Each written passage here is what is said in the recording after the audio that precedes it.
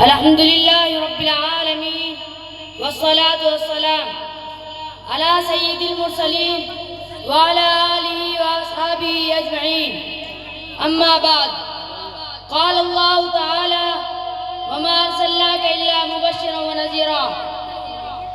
حضرات گرامی، میں اس بزم پربہار میں سیرت نبوی صلی اللہ علیہ وسلم کے متعلق کچھ عرض کرنا چاہتا ہوں، اس امید سے کہ میری باتوں کو بغور سنا جائے۔ جب اسلام فوران کی چوٹی سے پھیلنا شروع ہوا، آپ صلی اللہ علیہ وسلم اپنی روشنی سے دنیا والوں کو منور کرنے لگے تو باطل پرستوں میں کھلبلی مچ گئی۔ ساری قوت و طاقت، دل و دماغ نور اسلام کے بجھانے میں صرف کرنے لگے۔ راستے میں کانٹے بچھا کر، پتھروں سے دبا کر، تپتی زمین پر سلا کر، آگ کے انگاروں پر لٹا کر، پھانسی کے پھندوں پر چڑھا کر، گھر بار کو اجاڑ کر پیارے رسول صلی اللہ علیہ وسلم کی آواز کو دبانے کی کوشش کرنے لگے، مگر حق کی آواز روز بروز بڑھتی ہی جا رہی تھی۔ حضرات، سنساد نبوی محرم کا مہینہ ہے کہ مکے کے تمام لیڈروں نے مل کر ایک میٹنگ کی۔ ابو جہل نے پوری قوم کو للکارا، اے غیور عربو، جس کو ہم بچے کا کھیل سمجھ رہے تھے، وہ آج ہمارا دین اور عزت اور آبرو کے لیے طوفان بن چکا ہے۔ جس دین کا چرچا محمد کر رہے تھے، ان کے ماننے والوں کی تعداد روز بروز بڑھتی ہی جا رہی ہے۔ ہمارے خدا کی تعین کی جا رہی ہے، جھٹلایا اور ٹکرایا جا رہا ہے۔ اس لیے اے عرب کے بہادروں، اب پوری طاقت سے آگے بڑھو، ورنہ وہ دن دور نہیں کہ مکے سے ذلیل و خوار ہو کر نکلنا پڑے گا۔ ابو جہل کی تقریر نے پوری قوم کو گرما دیا، طرح طرح کی تدبیریں پیش کی گئی۔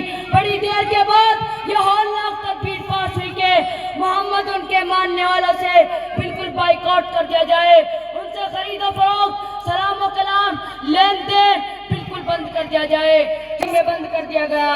راستے پر پہرے بٹھا دیے گئے۔ مسلمانوں میں بوڑھے، بچے، جوان، عورتیں سب تھے۔ کھانے کے سامان دھیرے دھیرے ختم ہو گئے۔ درختوں کے چھالے کھا کھا کر، کانٹے چبا چبا کر دن کاٹنے لگے۔ صرف ایک دن کے لیے پابندی ایام حج میں ہٹا لی گئی۔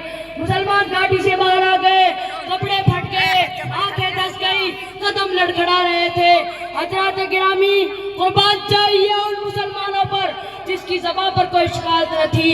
مسلمانوں کی خستہ حالت دیکھ کر کفار کہہ لگا رہے تھے اور کہہ رہے تھے، اے مسلمانوں، کیوں تم اپنے آبا و اجداد کا دین چھوڑ کر ہلاک و برباد ہو رہے ہو؟ تم اب بھی محمد کا ساتھ چھوڑ دو، ہم تم پر سے ساری پابندی ہٹا لیں گے۔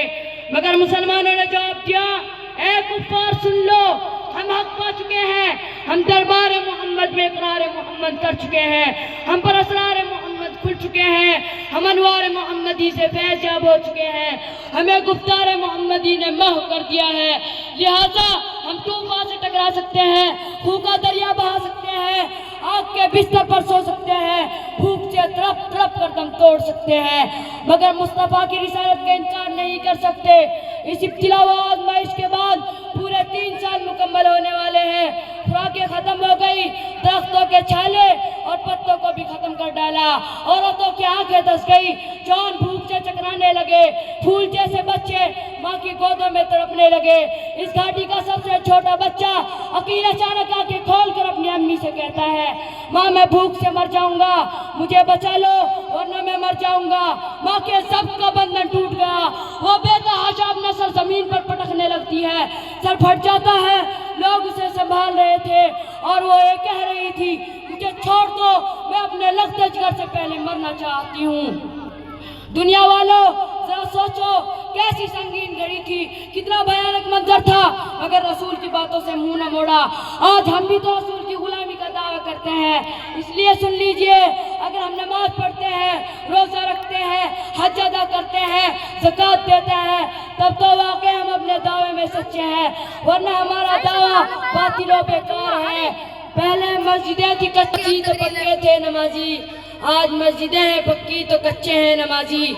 بھلا بتائیے ہمارے رسول صلی اللہ علیہ وسلم اور صحابہ کرام نے کتنے مصائب و آلام برداشت کیے اور ان سنگین گھڑیوں کو کیوں کر برداشت کیا؟ کیا وہ لوگ کمزور تھے؟ ہرگز نہیں، ایسا ہرگز نہیں، وہ تو عرش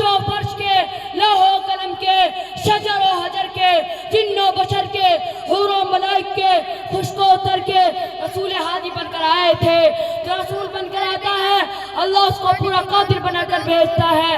آپ صلی اللہ علیہ وسلم کے پاس اتنی قوت و طاقت تھی کہ آپ صلی اللہ علیہ وسلم صرف اشارہ کر دیتے تو پورا مکہ ہلاک و برباد ہو جاتا، پورے مکے والوں پر پتھر برس جاتا۔